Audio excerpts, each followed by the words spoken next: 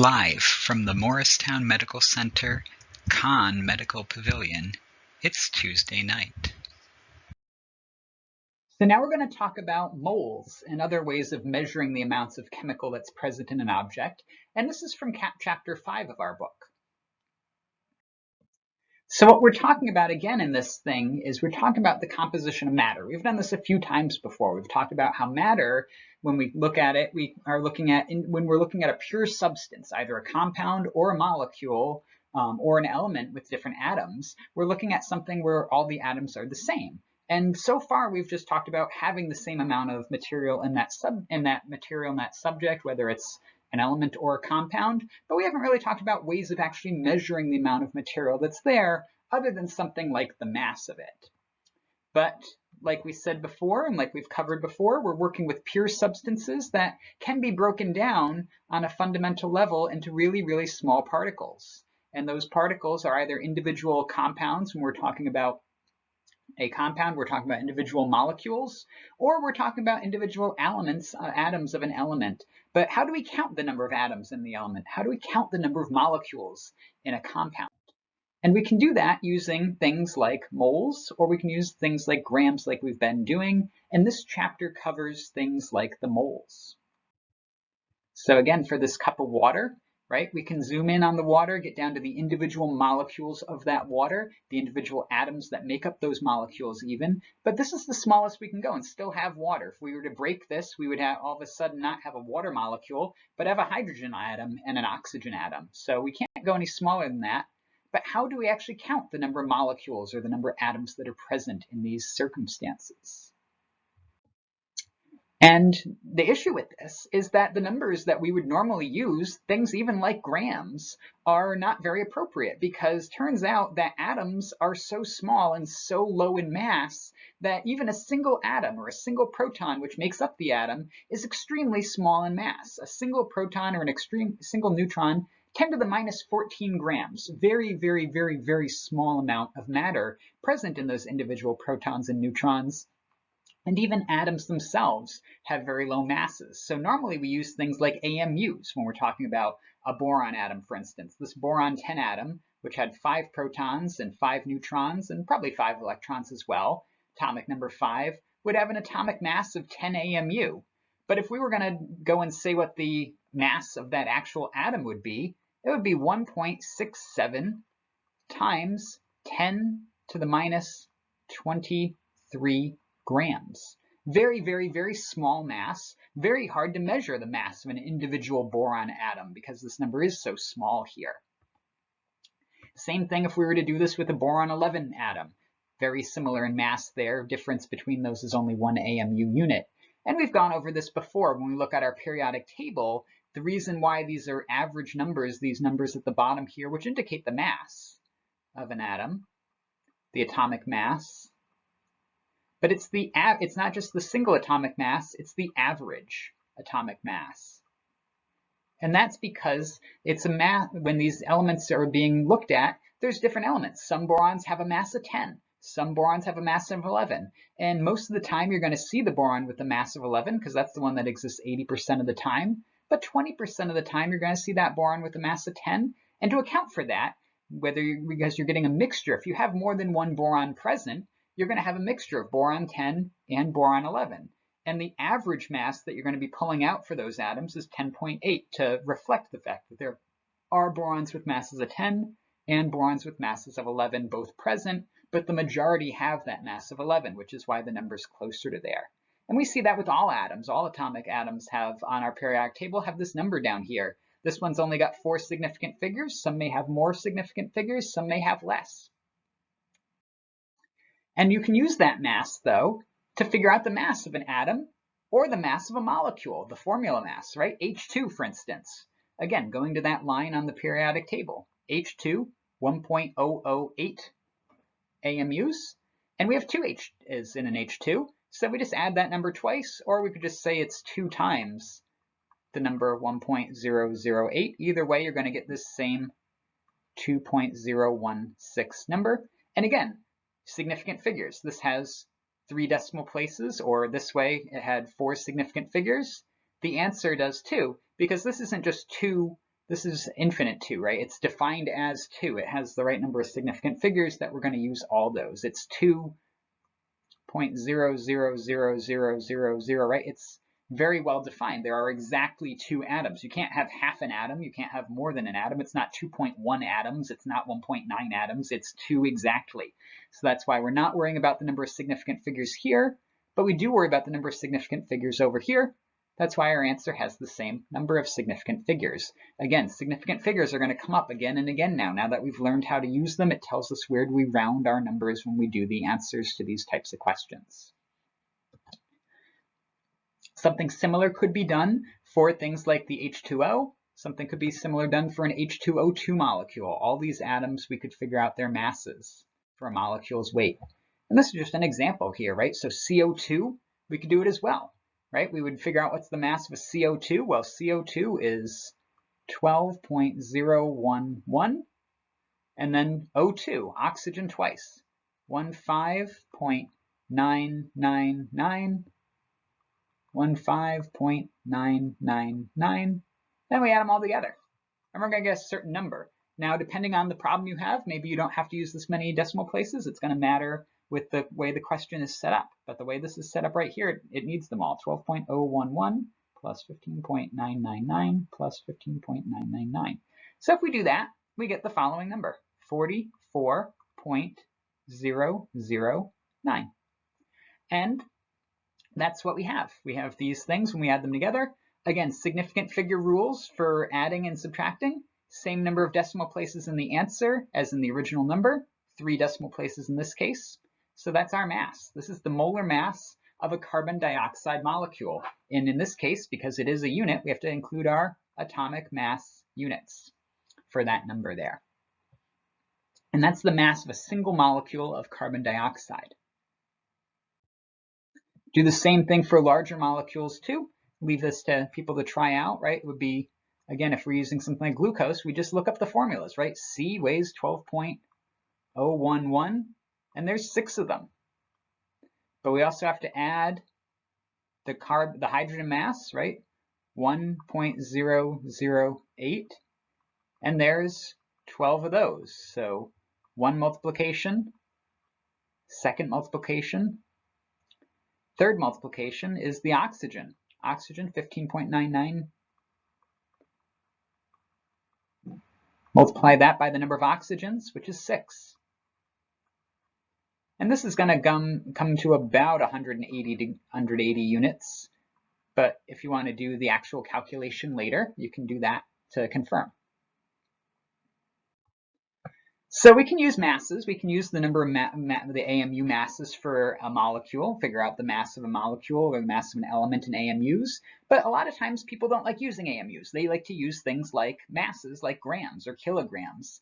And we can also count the number of molecules that we have present, but atoms and molecules are so small that even the numbers we normally use to describe an atom or a larger item, like a donut or a egg, are not really big, right? You may go to the store and say, I want a dozen donuts or a dozen bagels or 2 dozen bagels because I'm in a big party, or you're going to make a lot of eggs for the weekend. You want 3 dozen eggs to have a lot of eggs to cook.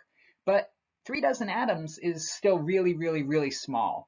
3 dozen molecules of water is still a really, really, really tiny amount of water, hardly noticeable at all, microscopic amount. So for atoms, rather than using units like the dozen, we use a similar unit, but rather than being a dozen with 12, we use a unit called a mole.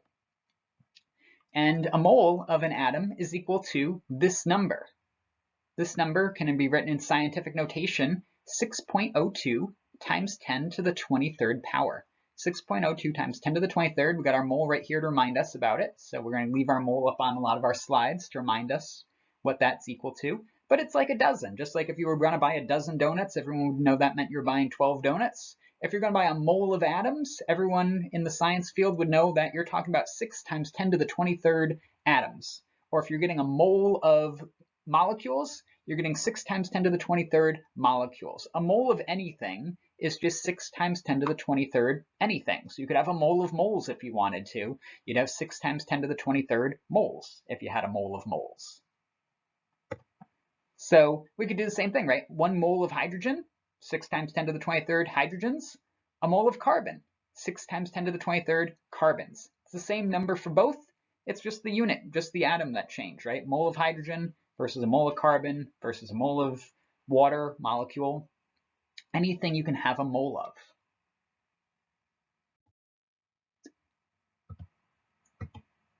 The other thing about moles, though, is that, right, carbon atoms and other atoms, they have very, very small masses.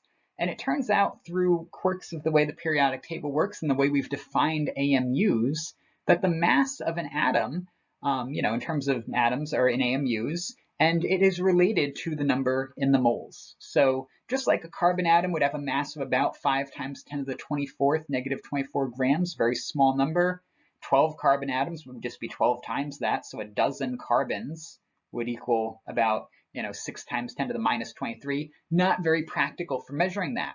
But a mole of carbon atoms, 6 times 10 to the 23rd carbon atoms, would have a mass, if you were weighing on the scale, of 12 grams. And if you were to look at the periodic table for carbon, you might remember that the average mass of carbon is 12.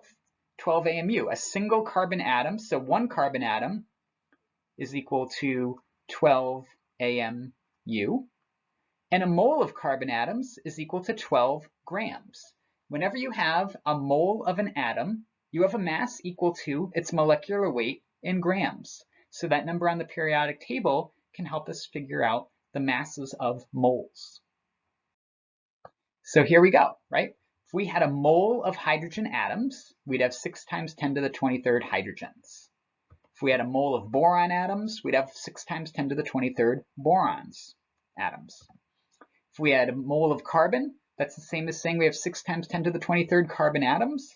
And we can do this for all of them. We can do it for nitrogen, we can do it for oxygen, right? See how this number is always the same because it's a mole. A mole is always equal to 6 times 10 to the 23rd, whatever the thing you have the mole of.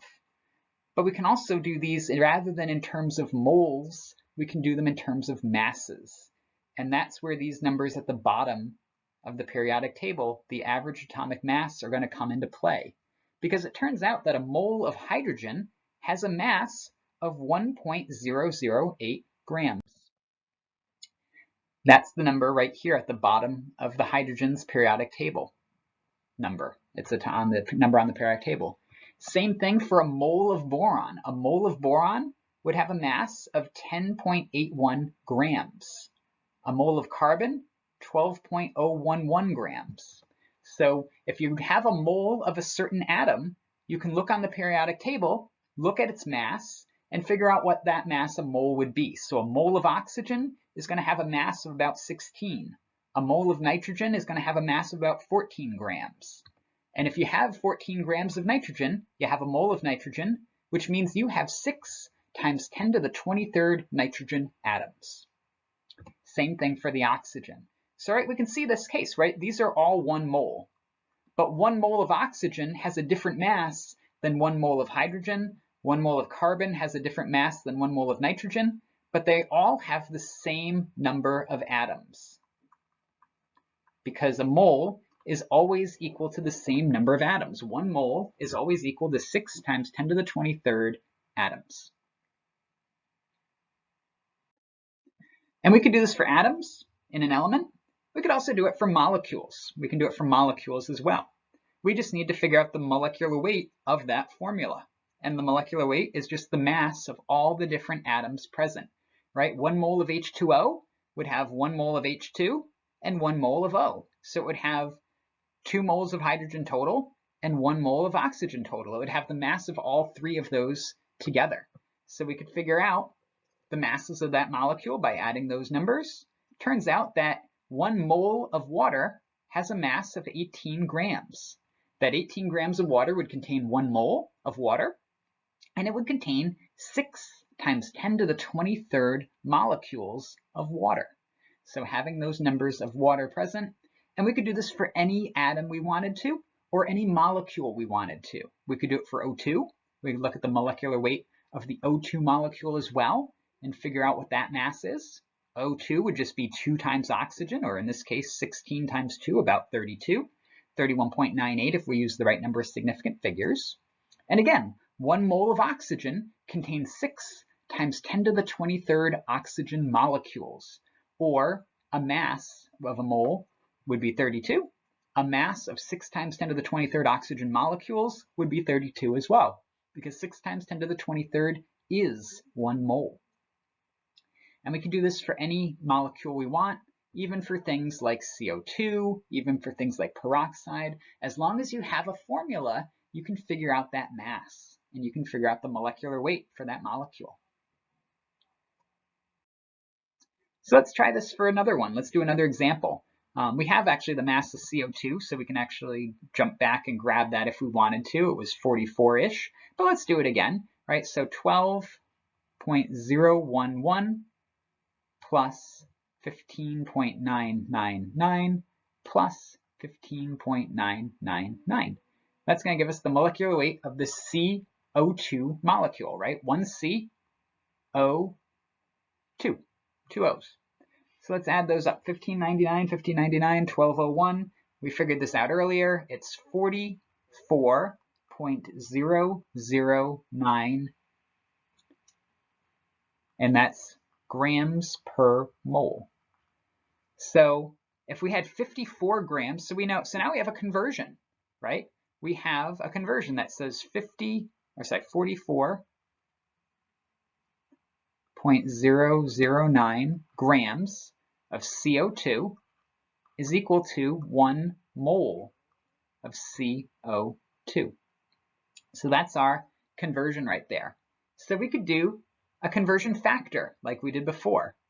We know we have 54 grams of CO2 because it's in the problem. And they want to know how many moles that is. So we got to get rid of these grams of CO2 and replace them with moles. Well, we have a conversion factor right here. Let's put grams on the bottom.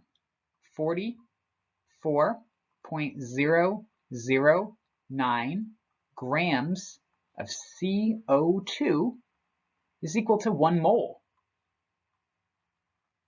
of CO2.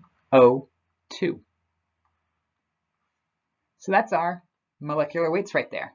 And the nice thing about this is, right, grams of CO2 right here and grams of CO2 right here, they cancel. So they go away. What didn't cancel? Moles of CO2. And it was asking for that, right? How many moles? So that's good. That's a good sign. So now we can just do the calculation. 54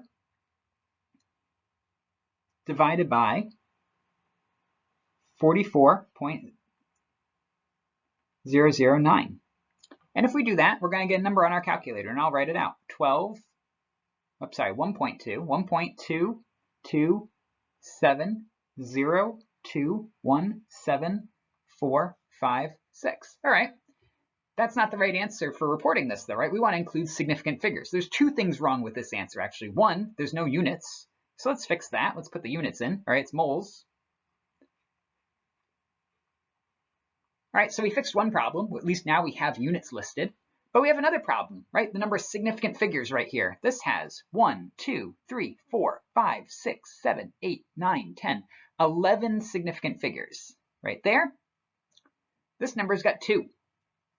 So we have a problem. We have a number with 2 significant figures right here. We have a number with 11 significant figures over here. People are going to think that if you use this number with 11 significant figures, you must have had the most accurate scale in the world. You could go out to 10 decimal places. You really carefully measured this, and it would be not very reputable or not very, honest to present that result in that way. So what we should do instead is we should write the answer with the right number of significant figures.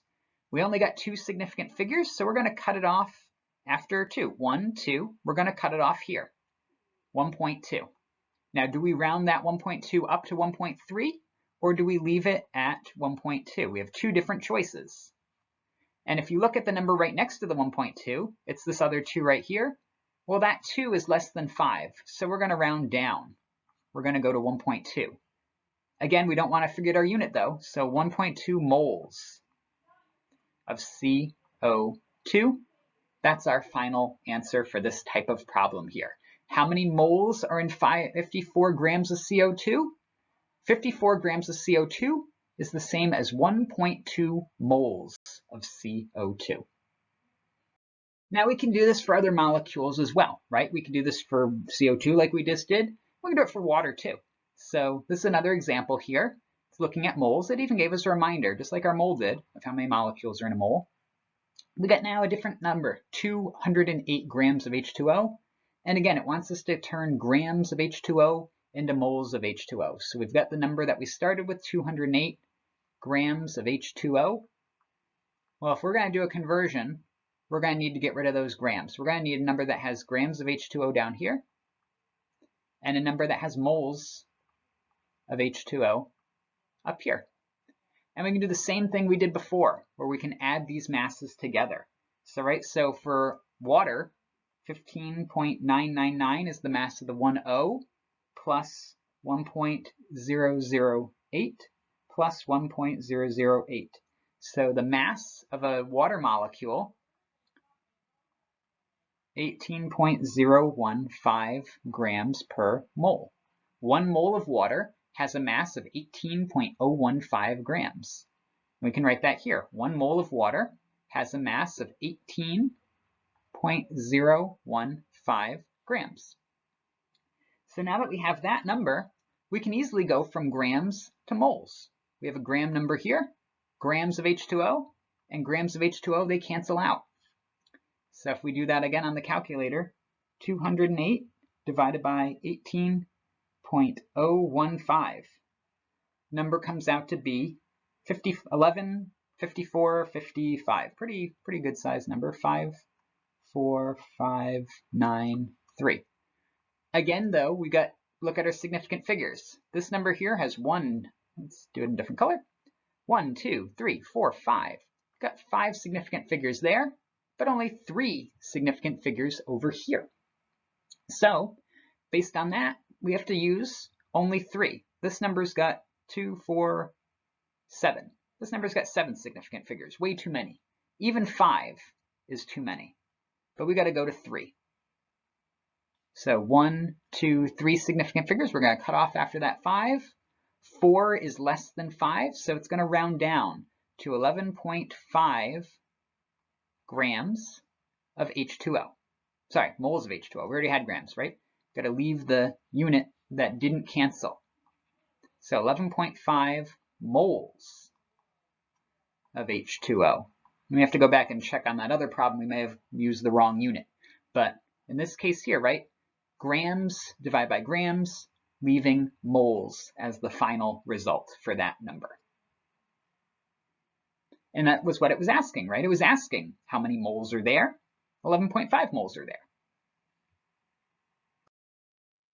So we can do a lot of different types of conversions, right? We got a lot of different formulas that we can use. They're basically just variations on the same thing, right? If you have a mass, generally a mass in grams, if you divide that mass by the molecular mass, the grams up here and the grams down up here cancel, you're left with moles. And something that's in the denominator of a denominator is actually technically up in the numerator. So you get an answer in moles, and the gram units cancel, the mole units stay behind.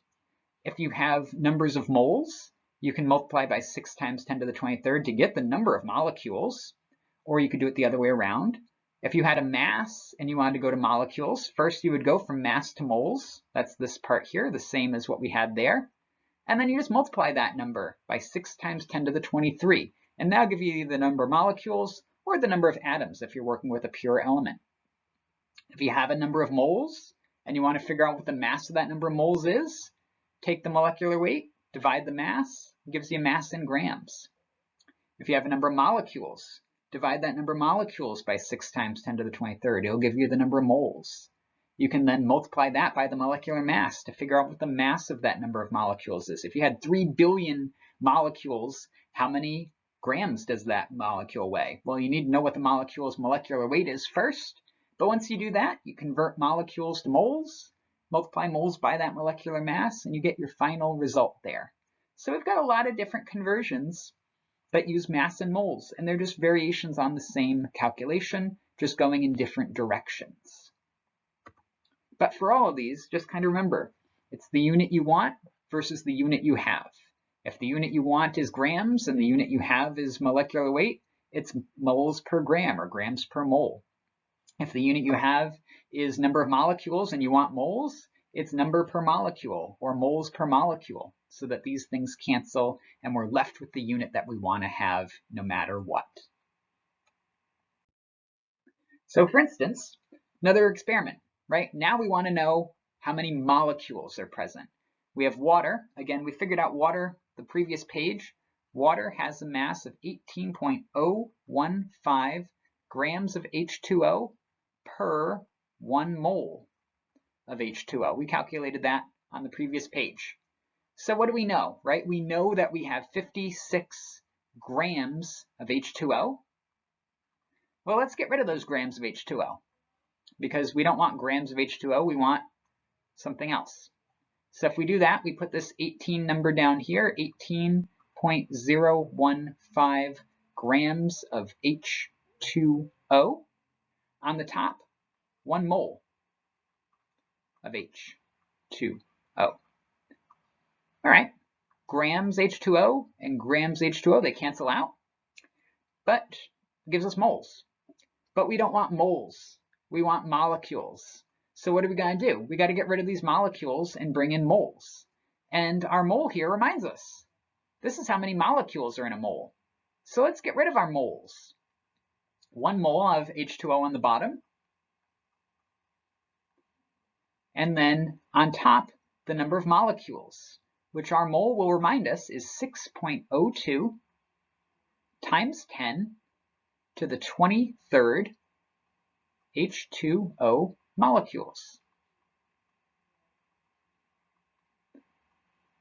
And what happens now, again, moles of H2O on top, moles of H2O on the bottom. They cancel out with each other. And we're left with H2O molecules, which is what it was asking us. So we know we've set this problem up the right way. So let's do that math. 56 divided by 18.015 times 6.02 times 10 to the 23rd. And if you do that math out, we get the following number on our calculator, 1.871329 times 10 to the 24th H2O molecules.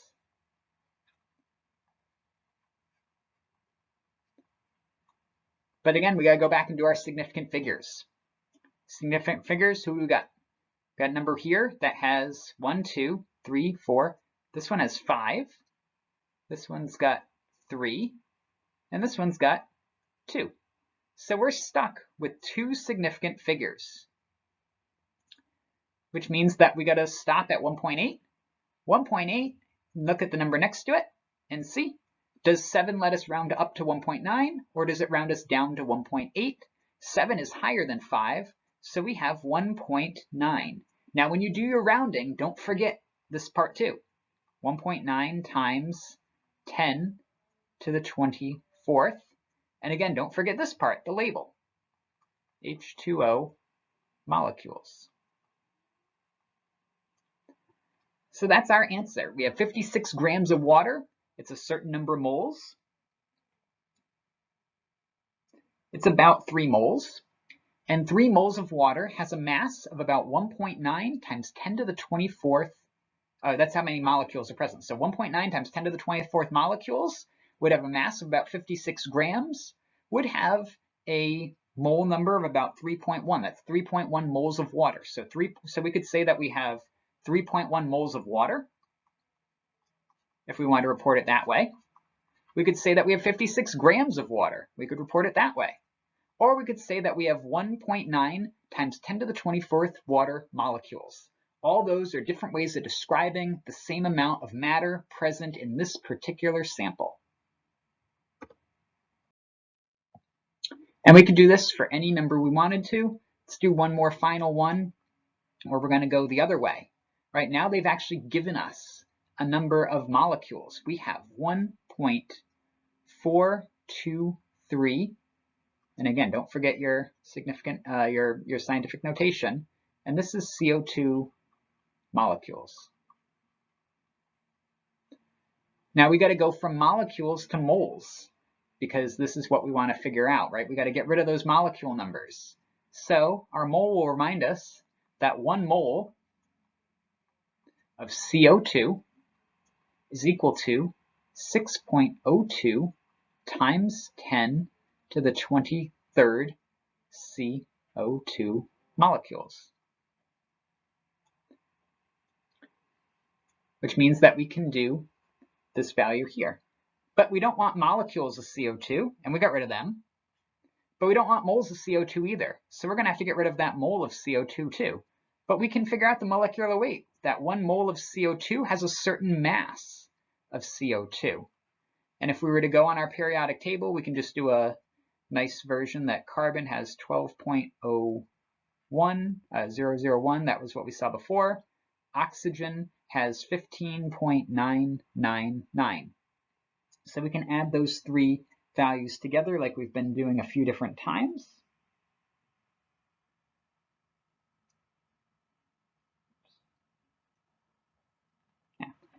Oops, that didn't work. 12.001 plus 15.999 plus 15.999. Again, it's about 44. So there's 2 of these. So the molecular weight of a carbon is 43.999 grams per mole.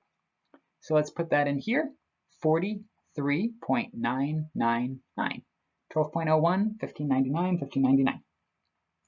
So now we got to do our calculations. Double check, right? Moles of CO2 and moles of CO2 cancel. We're just left with grams of CO2. So let's do that calculation as well. And in this case, 1.423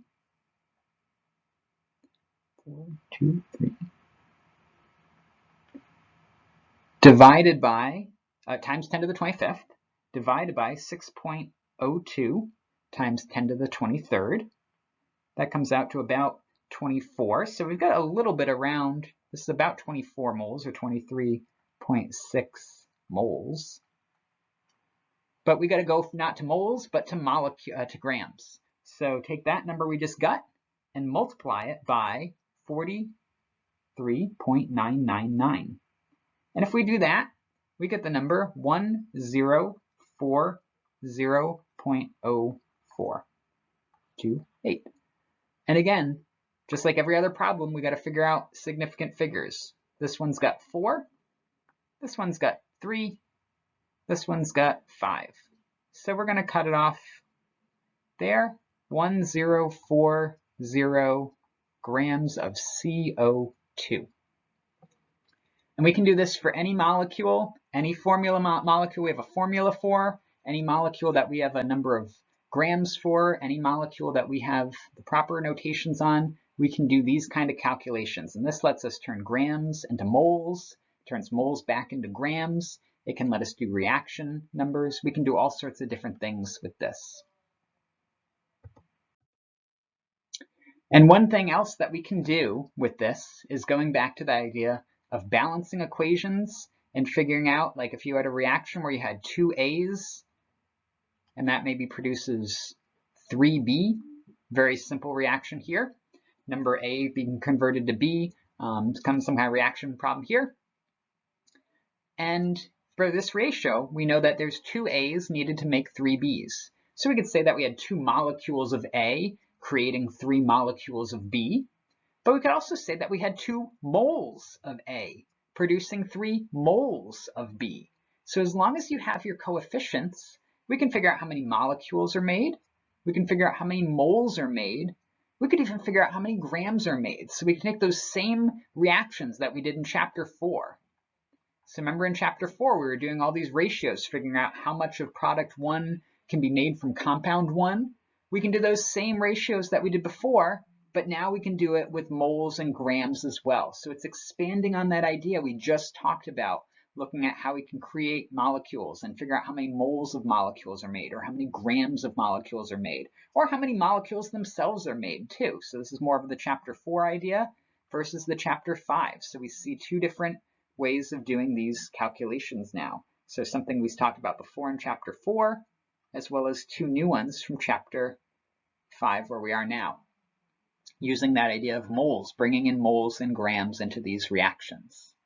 But we also have to make sure when we do this that our equations are balanced. That was something we did in chapter 4 already, balancing equations to make sure they're balanced. The same number of atoms on one side and the same number of atoms on the other side are both present. So, like we did before, right, we could look at how many molecules are present. So we could say in this particular case here, right, we had a certain number of this molecule to start. This is a ratio of one of these producing 6 of these CO2s right here.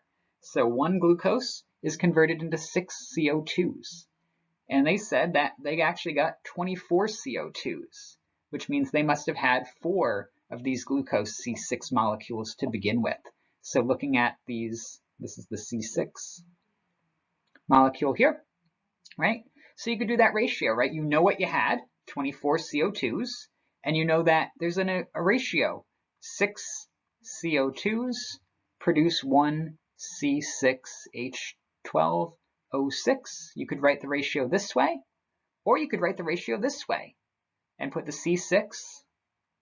C6H12O6 on top and the 6 CO2s on the bottom. And that's what we need to do right here. That's the equation we're putting here, because that lets the CO2 here and the CO2 here cancel. And it leaves us with the glucose. We've been using the formula for glucose as C6H12O6. And we can run that reaction here. And we could do that for molecules.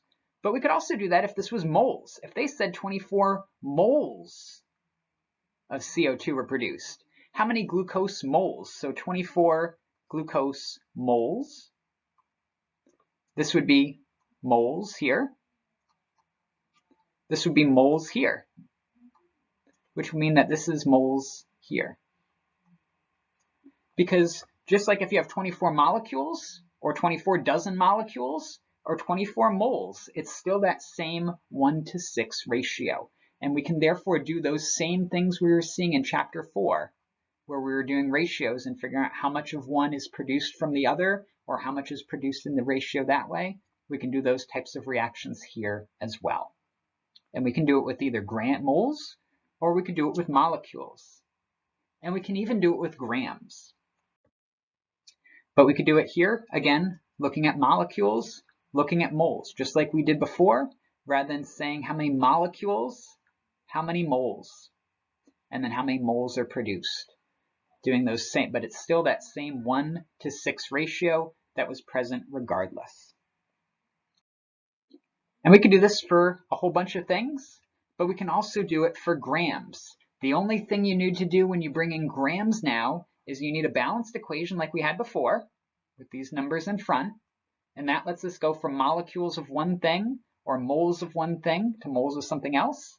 And the grams, we're going to need the molecular weight. We're going to need to figure out the formula for something. And it turns out for a lot of these, you can actually do the conversions, right? So this is just making sure, again, the thing you want over the thing you have. In this particular example, they were saying they started with 180 grams of that glucose, that C6 molecule. And they want to know how many grams are produced. So this is saying the starting material was that grams of glucose, and we got to get rid of those grams of glucose. And we're going to do that by turning them into moles. And if we do that, right, the grams up here of glucose will cancel with the grams of glucose over here. Now we have moles, and we have a ratio that converts moles of glucose to moles of CO2. We could either write it this way, 1 mole of glucose over 6 moles of CO2, or we could write it the other way, 6 moles of CO2 and 1 mole of glucose, that C6 molecule. And you could write it either way. You have to pick which one gives you the one that lets you get rid of what you don't want, right? We want to get rid of this mole of glucose up here, so we need a mole of glucose in the bottom, which means we're going to use this version right here, because that lets this mole of glucose right here cancel out with this mole of glucose down below. One mole and mole of the same molecule cancel, they go away. So what we've done is we've turned grams of glucose into moles of glucose, into moles of CO2.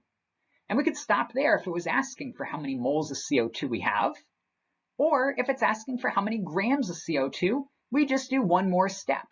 We have our moles of CO2 on the top, and those moles of CO2 up top right here are going to cancel out with moles of CO2 on the bottom right here, and we're going to put the formula weight, the 44 grams per mole. We go on the periodic table. What's the mass of C? What's the mass of O? What's the mass of a second O? Add them together. We get either 39.999, maybe we get 44, depending on what your periodic table looks like, and we get those numbers. And then double check that everything canceled. This is the only thing that didn't cancel, which means it's the only thing that we use for its unit, which is why that unit's written there. That's the unit, it's grams of CO2. And then go into our calculator. 180, in this case divided by 180 because they use the same number, times 6 times 44, you get the number 264. In terms of significant figures, this has 2 or maybe 3, depending on if that 0 is counting. This has 3 or 2. This one we don't care about. It's a direct ratio. This has an infinite number of significant figures because it's 1 to 6. It's not 0.9 to 5.9. It's not 1.1 to 5.9. It's 1 in 6 exactly. So this is like 1.0000 and 6.0000. So we don't worry about those significant figures. And over here, this one's definitely only got 2 significant figures. So our whole answer is limited to 2 significant figures. So we're going to have to say, actually, it's 226 or 260 grams of CO2 there, not 264, so that we only have 2 significant figures. This answer has 3. This answer here only has 2, because we're going to ignore that 0. If we want to be clear that we only have 2 significant figures there, we could actually write it like this, 2.6 times 10 to the second. Now we only have 2 significant figures, but we got to leave our units if we do that, grams of CO2.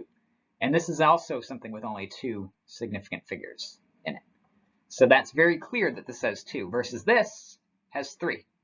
2.60 has 3 significant figures in that case. So if we wanted to clarify for sure so that everyone knows 2 versus 3, we can write this in scientific notation.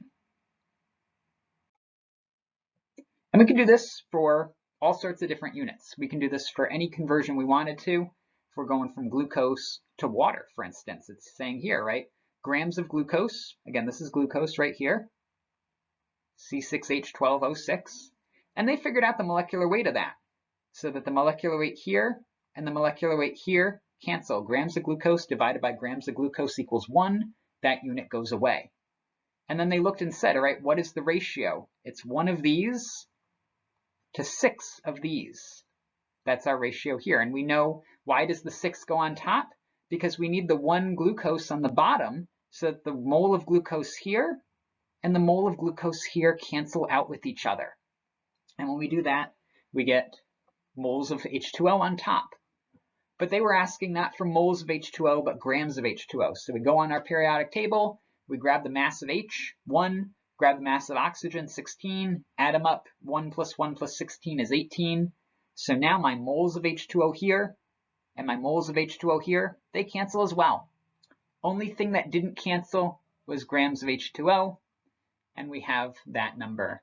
And in terms of actually significant figures, it's probably really 11, because 18 only has 2 significant figures. So we're going to use 11 as our final result here, 11 grams of H2O. If we wanted to use more significant figures, they would have had to say something like 18.0, so that we could have 3 significant figures like the answer in black here. And we can actually do this for any molecule in this thing, right? We did the H2O molecule. You can see the setup is very similar from going from grams of glucose to water as grams of glucose to H2O. In fact, this part is exactly the same because you're taking that gram of glucose and converting it into moles by dividing by the molecular weight of the C6H12 glucose molecule. And then after that, it's converting from here to here, and that's a 1 to 6, or converting from here to here, which in this case also was 1 to 6, but that may not be the case for every problem. But that's why we see 1 glucose and then 6 H2O, or 6 CO2s on the top. But what you'll also notice here is this last step is different, because here we have H2O that we have to get rid of and turn into grams, versus down here we have CO2s that we have to get rid of and turn into grams. And that's why we're using the molecular weight of CO2 in this problem up here, down here, while we're using the molecular weight of water in this problem here. But you could do both of those equations. We already did the 10.81 with the water. We could do it with the CO2 one as well. And we could figure out that one molecule, 18 grams of glucose, produces about 11 grams of H2O and about 26 grams of CO2. Now, you may remember what we talked about before, conservation of matter, right? That matter is neither created nor destroyed. But it looks like we're breaking that rule. We started with 18 grams of starting material, and we're producing way more than 18 grams of product. 26 is more than 18, and 26 plus 11 is also still more than 18. So what's going on here? Why are we making more product than we are when we started? Well, it turns out that it's not just the reaction of glucose. There's something else here too. There's O2 as well.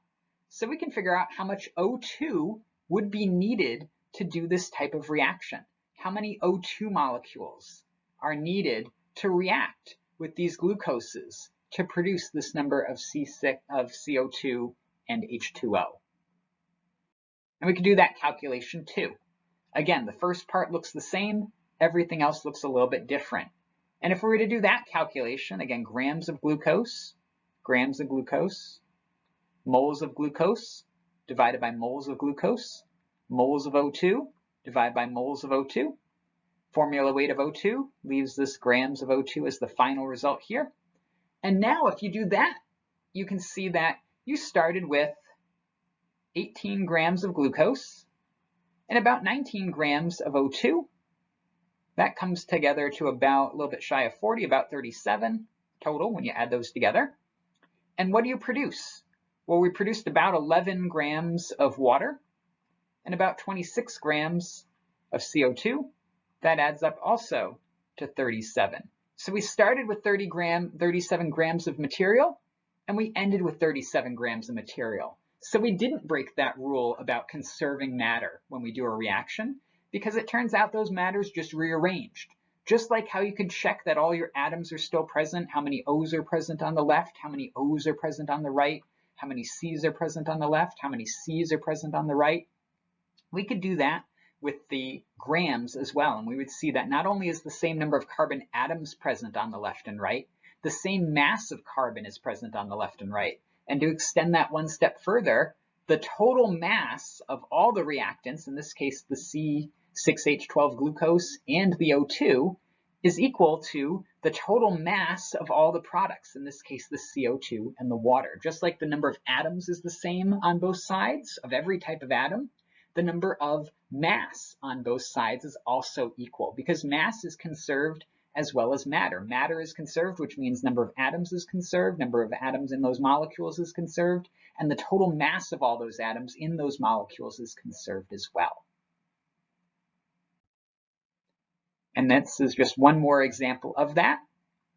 And this is a nice little example showing that this idea that matter, glucose, is conserved, the matter of both of those reactants and the matter of both of those products equal up to the same total number, just like the total number of atoms is the same on both sides. The total masses on both sides is also equal to each other.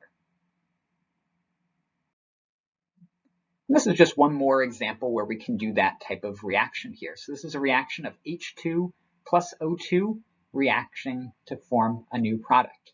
And the thing we'd have to do for this type of reaction, though, is check that it's balanced, right? So if we're doing this type of reaction, let's make sure it's balanced. Make sure that everything is present here, right? How many H's are present on this side right here? There's 2 right now, 2 H's, H2. On the other side, there's also 2 H's and an H2. So H's are good, but oxygen has 2 on the left and 1 on the right. So that's wrong. So let's put another oxygen there. Easiest way to put a second oxygen there is to double the H2s. So now there's 2 H2Os, which means that there's 4 H's over here, but there's only 2 H's on the left. So that means I gotta double this H2 as well. So 2 H2s plus O2 is equal to 2 H2Os. And there's 4 H's on the left, 4 H's on the right, 2 O's on the left, 2 O's on the right. We're good now. So we got our formula. Now we want to know how many grams of H2O were produced from this starting material here, 50 grams of O2. So we could write down what we start with, 50 grams of O2. Well, we got to get rid of those grams of O2, so we're going to get rid of those grams of O2 by using the molecular weight. There are 16 oxygen if we were to look at our periodic table. O, we'll just say it's 16 right now to make the math a little bit easier. So there's 16, but 16 times 2 is 32. So 32 grams of O2 in 1 mole of O2. Doing that means that grams O2 here and grams O2 here cancel out. They go away. Now we have moles of O2. Well, we got to turn moles of O2 into moles of H2O. We have a ratio for that. 1 mole of O2, and I'm putting that on the bottom because I already have a mole of O2 on top. So I put a mole of O2 down here, and 1 mole of O2 converts into 2 moles of H2O.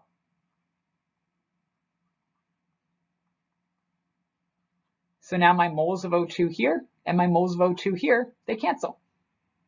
So now we've gone from grams of O2 to moles of O2 to moles of H2O. But they don't want moles of H2O, they want grams of H2O. So one more thing we have to do. We got to turn our moles of H2O into grams of H2O. So we got to figure that out. And if we go back to the periodic table, there's H's as well on the periodic table. H we'll just say has a mass of 1. So 1 plus 1 is the 2 H's, and then the 16 for the O. There are 18 grams of H2O in 1 mole of H2O. Moles of H2O here, moles of H2O here, they cancel. Leaves us 18 grams of H2O. So we got those 2 ratios there. And now we have our problem. We have our solution to our problem. So let's go through this and actually figure out what the answer is. 50 divided by 32 times 2 times 18. And if we do that, we get the number 56.25. Unfortunately, the way I wrote this problem out, there's only one significant figure, maybe 2, either 1 or 2. But we'll say it's 1, because if they wanted to let us know it was 2, they would have said 5.0 times 10 to the 1. They didn't say that. They just said 50. So we're going to assume this only has one significant figure, which means we got to round this starting here. 56 means that we have 56, that's going to round to 60, because 6 is more than 5, so we have 60 grams of H2O being produced in this particular case. That 6 did not come out very good. 60 grams of H2O. So that's our number of grams of H2O that was produced from this 50 grams of O2 reacting material.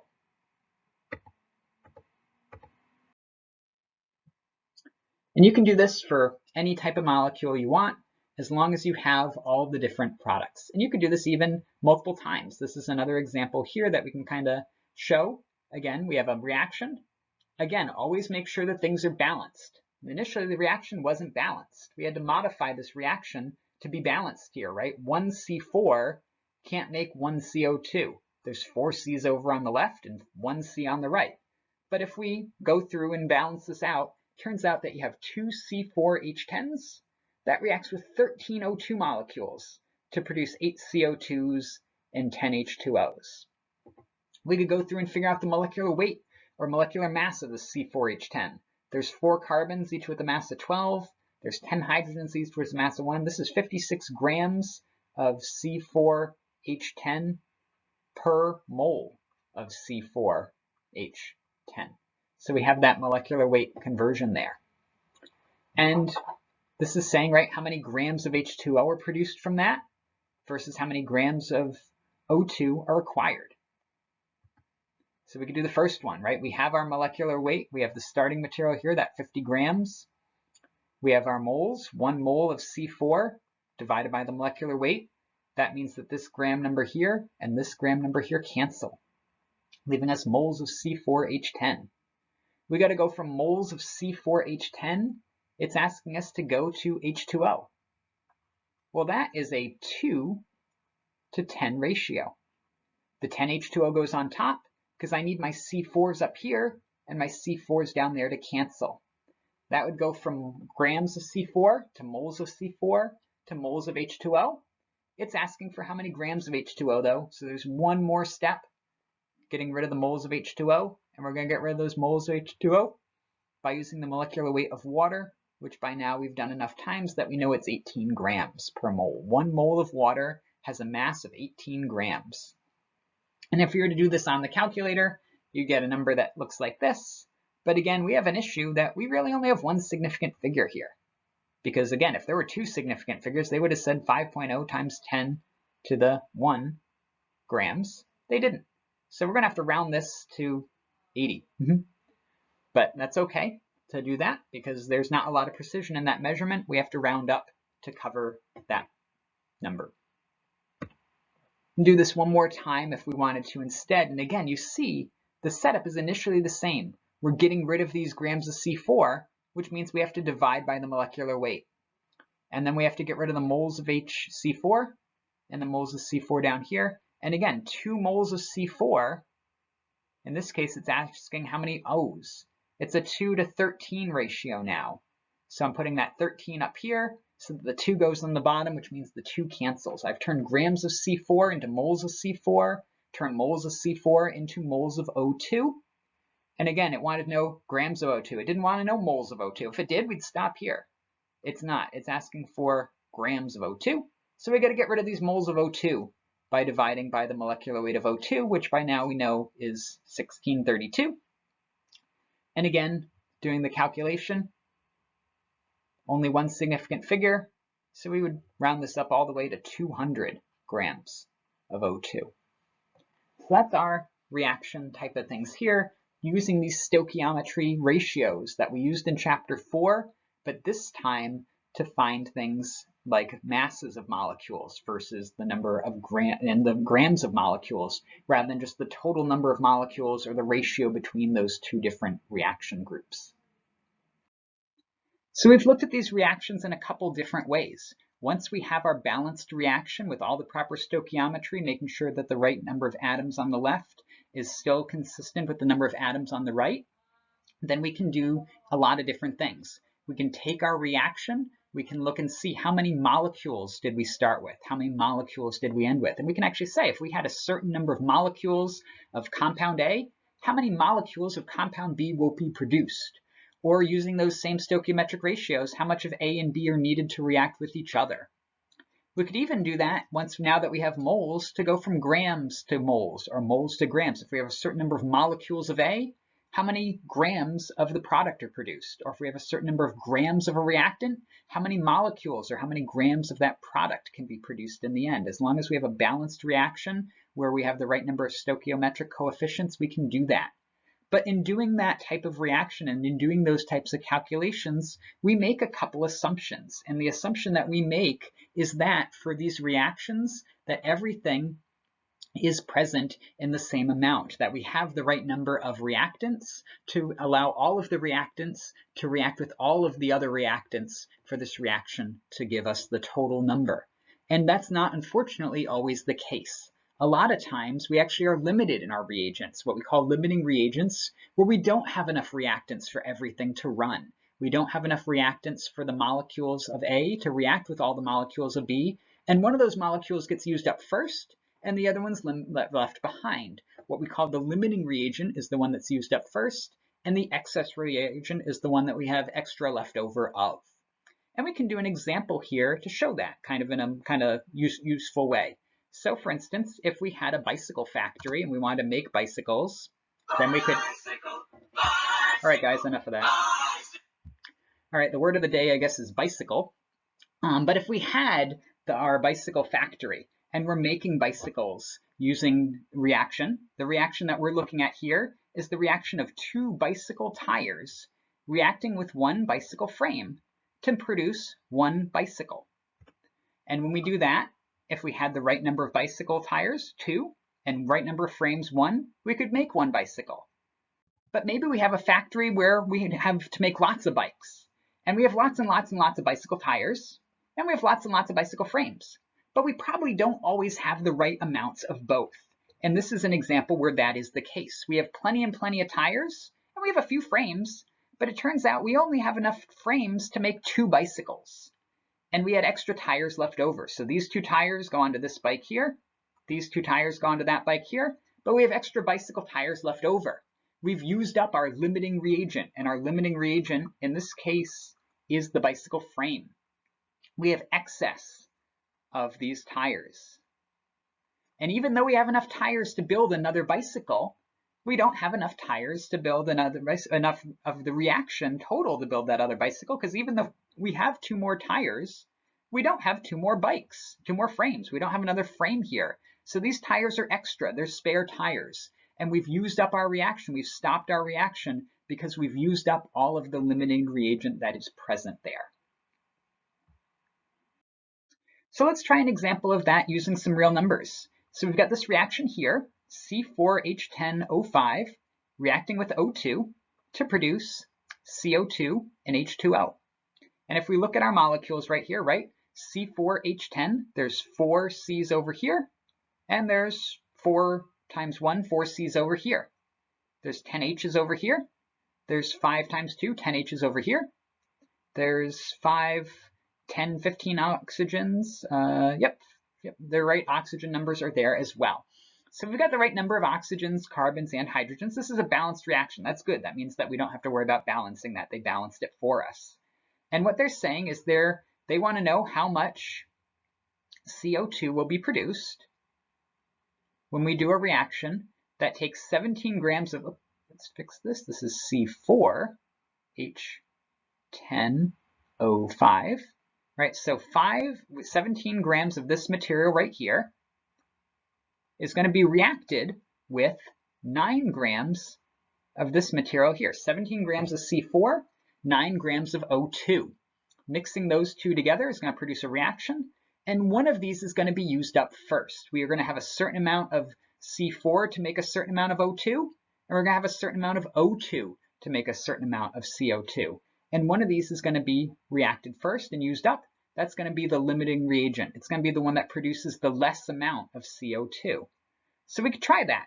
Let's look at just this molecule and how much CO2 is being produced. In that case here, we're going to have to start with what we know.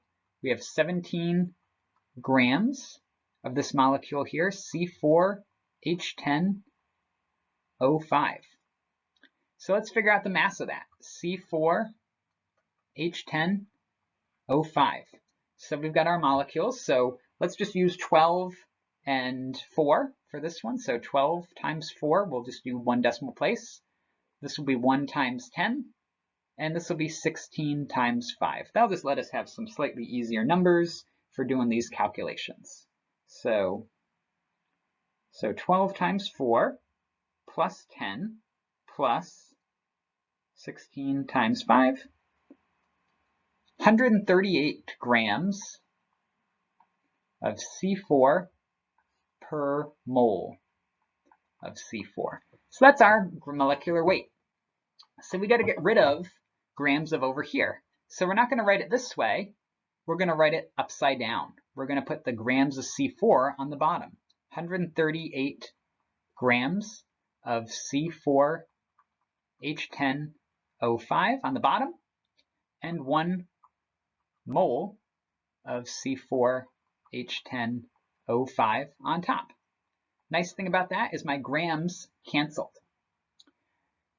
Next step, though, we got to go from mole. Now we have moles, right? So this number here and this number here cancel. We have moles of C4.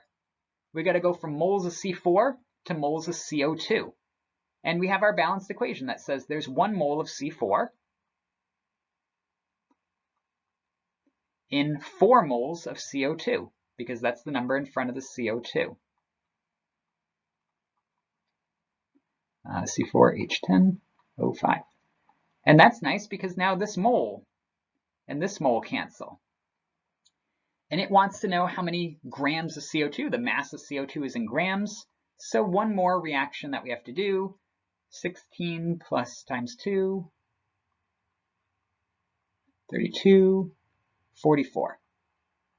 So CO2 has a mass of 44, so 1 mole of CO2 has a mass of 44 grams of CO2. So now we've gotten rid of the moles of CO2 up here and the moles of CO2 down there. Final number here, 44 grams of CO2. And we could go through and do this on our calculator and put in all these numbers. 17 divided by 138 times 4 times 44. And if we do that, we get a number, we have to double check. We're only going to have 2 significant figures because this number here only has 2 significant figures. This one's got 3. This one's got 2 as well. So we're going to write our answer in terms of significant figures.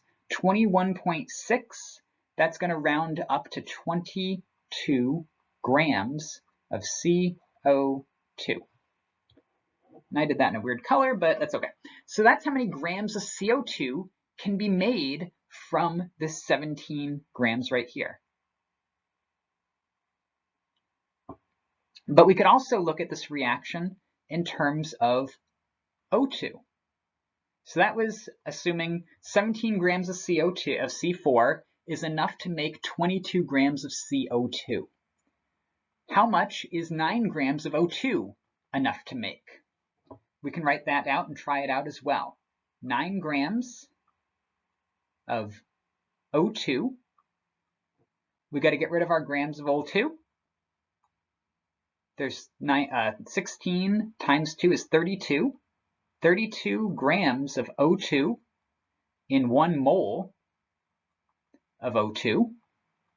Now we've gotten rid of our grams of both of those.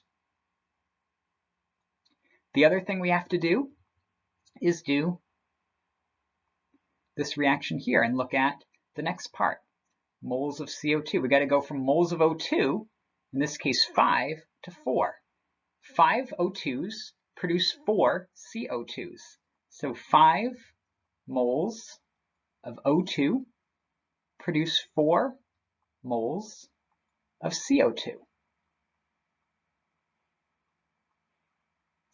Moles of O2 up here cancel with moles of O2 down there. Now we're left with moles of CO2, but they don't want moles of CO2, they want grams of CO2. One last thing that we have to do is the same thing we did over here. 44 grams of CO2 is the same as 1 mole of CO2. Moles of CO2 cancel. That's going to leave us an answer in grams of CO2. And again, we're only going to have one significant figure right here now, because 9 is only have one significant figure in it. But let's do that on our calculator. 9 divided by 32 times 4 divided by 5 times 44 comes out to 9.9. Well, we can round that to 10. That only has one significant figure. So 10 grams of CO2. So in terms of C4, we have enough C4 to produce 22 grams of CO2. But we only have enough O2 to produce 10 grams of CO2. So we're going to make 10 grams of CO2, and then we're going to run out of O2 for this reaction to keep going.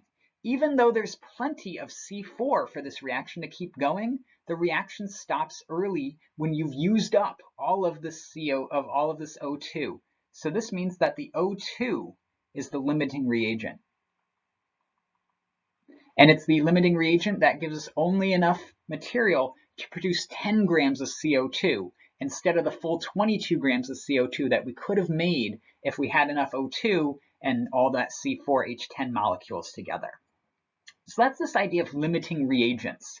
And when you're doing a reaction problem and you have 2 different starting materials, and they give you 2 different masses of starting materials like they did here, right? They gave us 9 grams of O2 starting material over here, and they gave us 17 grams of C4H6 starting material over here. You just do the problem twice. Do it just looking from the C4 side, From the C4 side, 17 grams is enough to make 22. And then you do it the same way from the O2 side. And 9 grams of O2 is only enough to make 10 grams of CO2. And then you compare. Which one of these numbers is smaller? Is this number smaller right here? Or is this number smaller right here? 10 is smaller than 22, right? 10 is smaller than 22, which means that this is the limiting reagent. We only have enough material to make 10 because we run out of that one first. And that's why we're able to say the one that made 10, which was this, is the limiting reagent. So the smaller number of products, go back and figure out what molecule reactant made that product, and that's the limiting reagent for that reaction there. And that's a good spot to stop for this. So we have our limiting reagents. And again, this is just a variation on those regular stoichiometric problems. It just means that you have to do that same problem twice. Do it once for one reagent, do it twice for the other one. So the last thing we need to cover with this reaction in this chapter is looking at this idea of what do you do with all this data? What do you do when you have a yield for a reaction, when you have the amounts of products that can be produced by a reaction, when you have the amount of things that can be used to create one mole converting into another mole? And one thing that you can do with that is when you go through your data, when you go through your reactions, you can actually look at and try to calculate how much you should have gotten from a reaction based on the stoichiometries, based on the ratios, based on the number of moles. And what you can then do is do the reaction and see how much you actually get. And when you compare those two numbers, you may get a different result. And you may see that you get much, much, much less produced than you would normally expect. The amount that you actually get is the actual yield of that reaction, whereas the amount that you should have gotten based on your stoichiometries and based on your moles is what we call the theoretical yield.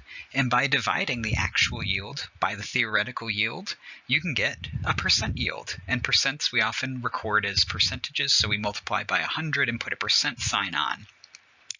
And if you know the theoretical yield of a reaction, then you can actually calculate the actual yield if you knew the yield for that theoretical reaction as well. That's just rearranging those problems. So we could look at that in terms of a reaction. So in this example here, we have 1 mole of the C6 compound reacting with 6 moles of O2 to produce 6 moles of CO2 and 6 moles of H2O, as well as some energy.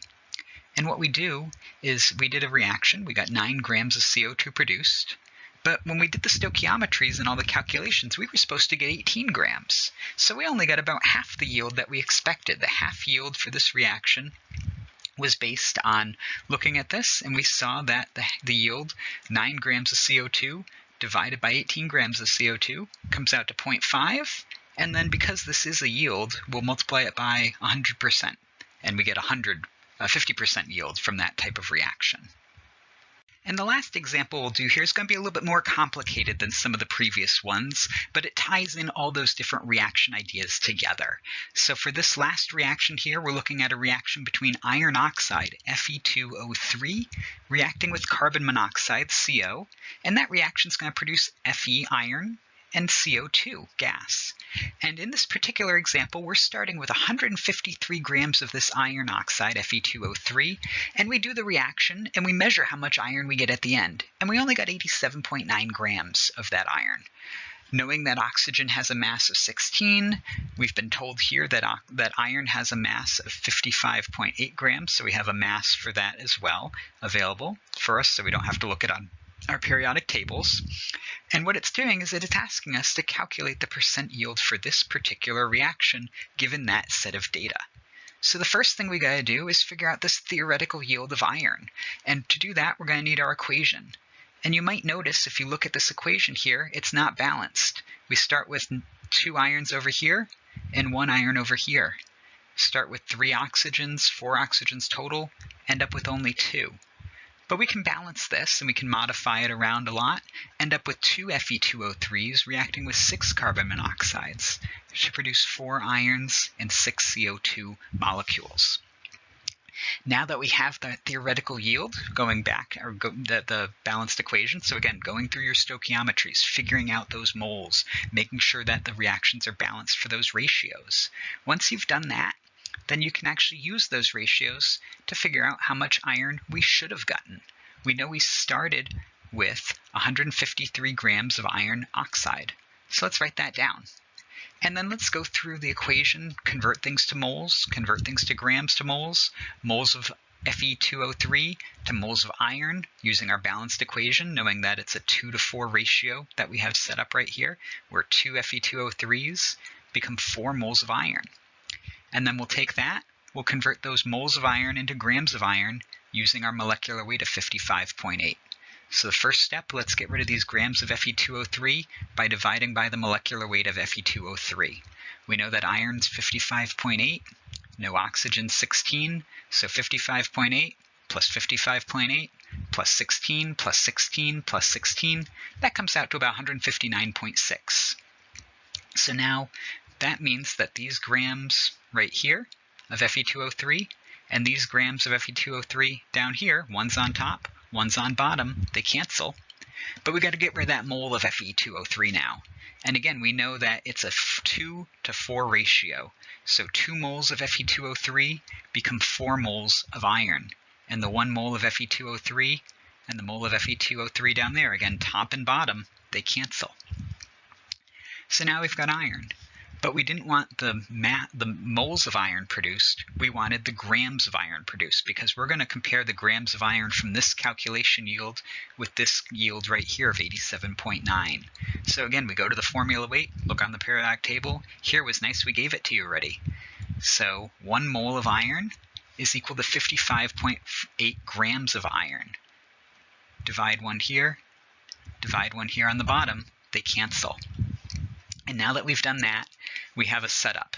153 divided by 159 times 4 divided by 2 times 55.8. It's going to come out to 107 grams of iron. Grams of iron didn't cancel. It's the only unit still left. That's the unit in our answer. And we're using 3 significant figures here because all the masses they gave us have 3 significant figures. 153 has 3 significant figures, 55.8 has 3 significant figures, as does 87.9. So that's our theoretical yield. That's the amount of iron that we should have gotten if this reaction went 100%. Every single molecule reacted with every single molecule, 100% reaction yield. Unfortunately, though, we didn't get that, right? The actual yield was only 87.9. And we know that because the problem told us. They told us in the problem that yield. So we have that, and we have the other yield. So now we can figure out our theoretical yield. Theoretical yield is just the actual yield divided by the theoretical yield. In this case, the actual yield was 87.9. Theoretical yield was 107. So if we divide those two and then multiply by 100 and put a percent on, we get a theoretical yield for this reaction of 82.1%. So that's just another example of using these yields. We'll go over more of these next week after to kind of cover it again, but for now kind of bringing up the idea. But it's just everything we've gone over before. It's stoichiometry from the previous chapter. It's converting grams to moles and moles to other moles and then moles back to grams like we did this chapter. The only new thing is that you have this part where you have an actual yield from which we'd have to give you, divided by that theoretical yield that you just calculated. And other than that, it's everything that we've been doing throughout this chapter and the previous chapter.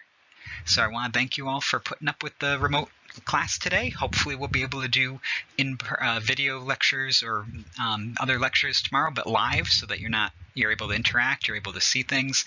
But for now, we're here, and we will see you all next week. Bye-bye.